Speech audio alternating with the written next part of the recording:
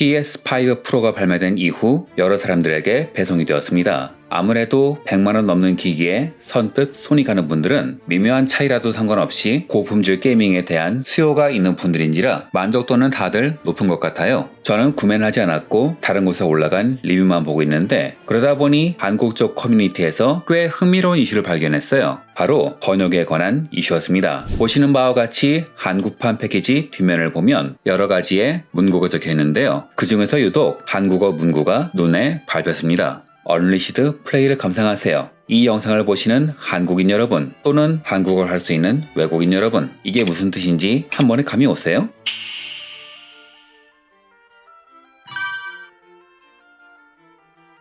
상품의 패키지는 오프라인 유통에서 상당히 중요한 역할을 합니다. 제품의 이미지를 형태로 각인시키고 고객의 구매 의사를 불러일으키죠. 이걸 잘하기 위해서 제품의 패키지에는 제품의 특성을 말하는 정보가 들어가게 되는데 이걸 구구절절히 설명한다고 해서 사람들이 읽는 건 절대 아니죠. 그래서 이를 하나의 메시지로 정리한 캐치프레이즈를 적는 게 일반적입니다. 캐치프레이즈의 대원칙은 다음과 같습니다. 눈에 띄기 쉽고 강렬해야 하며 핵심이 드러나야 한다. 그리고 고객의 호감까지 불러일으켜야죠. 이렇게 만들기 어려운 만큼 잘 만든 캐치프레이즈는 상당히 강력한 힘을 발휘하는데요. 왜 그 유명한 이야기 있죠? 초등학교 시험 문제에 다음 중 가구가 아닌 것은? 이란 문제가 나왔는데 대부분의 아이들이 침대를 골랐다고 하네요. 이유는 침대는 과학이니까. 이건 그 유명한 에이스 침대 캐치프레이즈죠. 에이스 침대는 이 캐치프레이즈로 엄청난 매출을 올렸고 나중엔 침대가 과학인지 아닌지 토론하는 방송까지 나왔으며 나중엔 아예 애플이 패러디할 정도로 인기가 좋았습니다.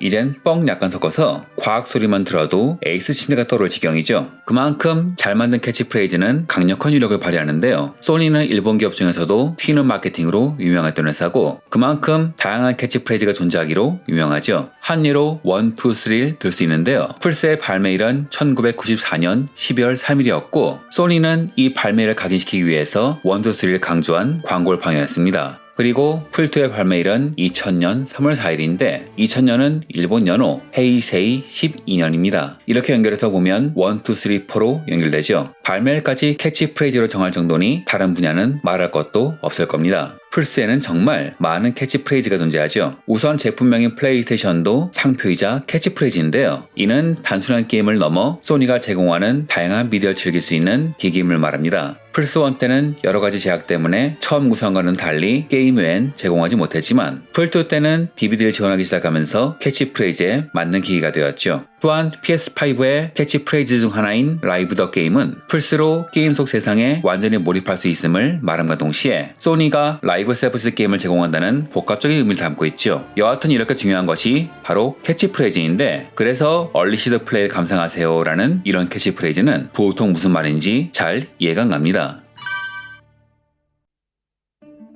패키지는 제품 홍보의 핵심이죠. 그래서 때로는 기업의 전략을 그대로 보여줍니다. 한 예로 PS5의 패키지에는 영어, 중국어, 그리고 수수께끼의 한국어가 적혀있죠. 왜냐하면 이건 기업의 담당 지역 때문이에요. 현재 SIK, 즉 소니 인터랙티브 엔터테인먼트 코리아는 소니 인터랙티브 엔터테인먼트 재팬 아시아의 자회사로 일본은 물론 한국, 중국, 대만 등의 지역에서 판매되고 있죠. 즉 이들 국가는 유통 라인이 같다는 이야기라 볼 수 있습니다. 그래서 패키지에 우리에게 상관도 없는 희미 마크가 있는 것이죠. 적힌 문구를 보면 영어로는 Witness Play Unleashed, 해석하자면 놀이의 해방을 목격하라 라는 뜻이고요. 간체 중국어로는 确证玩的传染释放이라고 해서 놀이의 완전한 해방을 목격하다 라고 해석할 수 있죠. 즉 둘은 같은 말이에요. 참고로 이 패키지에는 일본어는 없는데 일본은 아예 독자적인 패키지예요. 캐치프레이즈는 사라나루 게임 다이켄노 다카미에, 한층 더 높은 게임 체험을 향하여 정도로 해석되는데 이건 살짝 다른 의미군요. 여하튼 정발판 패키지 뒤의 캐치프레이즈는 전부 같은 말이에요. 다만 아무리 봐도 얼리시드 플레이 감상하세요는 좀 눈에 밟힌달까 다른 문과는 좀 어울리지 않는 것 같죠. 대체 이런 이상한 캐치프레이즈는 어떻게 나온 걸까요?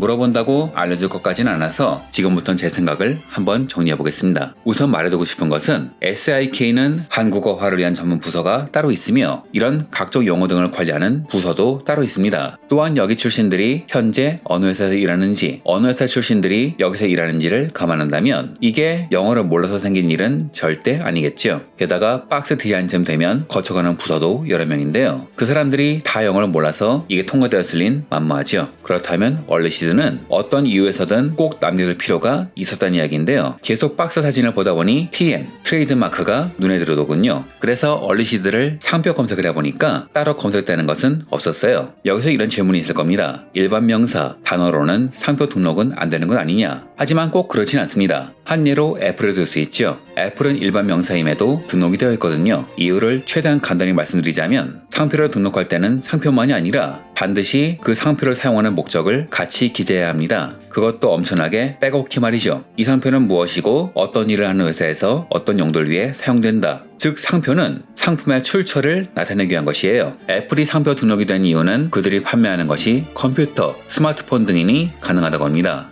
만약 애플이 사과 제품을 팔았다면 등록이 안 됐을 거라고 하네요. 왜냐하면 상표는 출처를 나타내야 하는데 만약 사과 관련 제품에 애플이란 상표 등록을 해버리면 이게 내용물인지 출처인지 즉 목적을 알 수 없기 때문에 등록이 안 된다는 거예요. 반대로 특정한 분야에서 충분히 독특한 의미를 가지게 되어 소비자들이 그 단어를 특정 브랜드와 연관지을 수 있다면 그때는 상표로 인정받을 수 있습니다. 우리가 애플이나 아이폰을 특정 기업이나 제품과 연관지었단 말이죠. 참고로 아이폰은 애플의 상표가 아니라 일본 회사의 상표라고 합니다. 매년 17억의 상표 상윤을 내고 있다네요. 마지막으로 만약 특정 형태의 상표라고 해도 이게 일반 명사가 되어버리면 대중에는 상표 등록 연장이 안 되는 경우 또한 존재한다고 합니다. 만약 전 세계 사람들이 스마트폰을 아이폰이라고만 부른다면 상표 등록 연장이 안 되는 식인 거죠. 물론 그럴 리는 없겠지만 자, 본론으로 들어가 보죠. 그럼 이 얼리시드는 뭐냐? 답은 이해로 쉽게 나왔어요. 검색어 추가로 소니라고 쳐보니 이런 트레이드마크가 나오더군요. 위트니스 플레이 얼리시드. 즉 소니는 플스5 프로의 캐치프레이즈를 트레이드마크로 등록한 거죠. 그렇다면 SIK는 트레이드마크의 문구인 얼리시드를 지키기 위해서 이런 번역을 했다고 볼 수 있을 겁니다. 하지만 이러면 다른 의문이 생기죠. 중국어 문구 쪽은 한자의 소리만 따는 음차는 물론 뜻을 나타내는 훈체로 봐도 얼리시드라고 발음되진 않거든요. 즉 중국어는 얼리시드 무시하고 그냥 영어를 해석해버렸어요. 즉 중국어는 영어를 자연스럽게 번역했고 한국어는 얼리시드를 강조하는데 중점을 두었다. 이렇게 볼 수 있겠군요.